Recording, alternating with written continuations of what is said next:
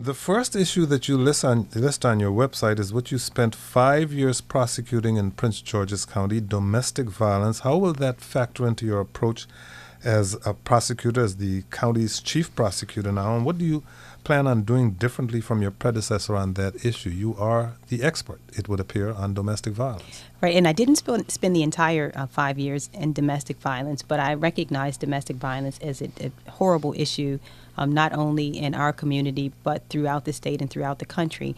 And what I intend to do is to build upon actually what Mr. Ivey has done. I believe he did a great job in terms of bringing more attention to domestic violence. And it involves two things. First, as we've always said, making sure that we are tough and making sure that we hold accountable people who are involved in domestic violence, but it also involves education.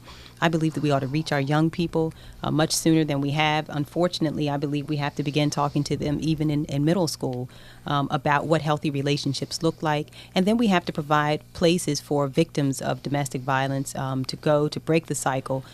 Similar to what happens in Montgomery County, they have a wonderful family justice center that provides places for victims to go. It's kind of like a comprehensive place for jobs and other resources for money, housing, and some of the things that generally cause victims to go back to abusive situations. Do many people, the most reluctant witness often is a domestic abuse case where the person is confused or scared for what might happen to him or her, usually hers. But how many are there prosecutions? Do people go to jail for domestic violence? How many? What kind of record is there on that?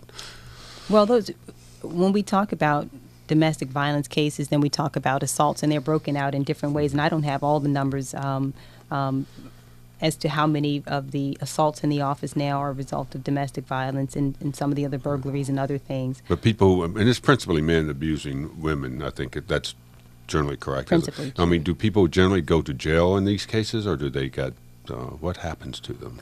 I think it depends on the nature of the crime. I think for serious assaults, they do.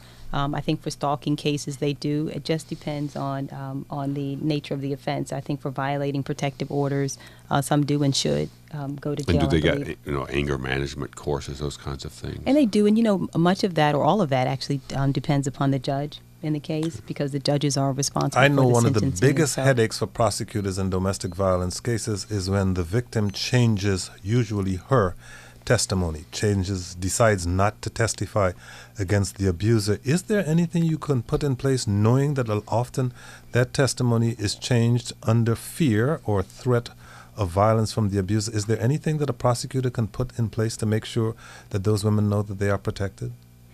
I believe that there are. Well, especially when there have been highly publicized murders by people who were under protective orders?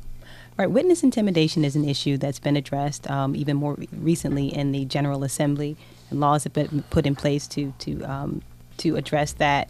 And so we also have, in addition to the recent legislation around witness intimidation, we have, I believe, an excellent group of victim witness coordinators. We have a whole area that works very closely with the victims in those cases and witnesses in the case as well to provide them security. We work along with apartment owners as well to provide safe places for them to live. And so we do as much as we can to ensure our victims and witnesses that they are safe to testify.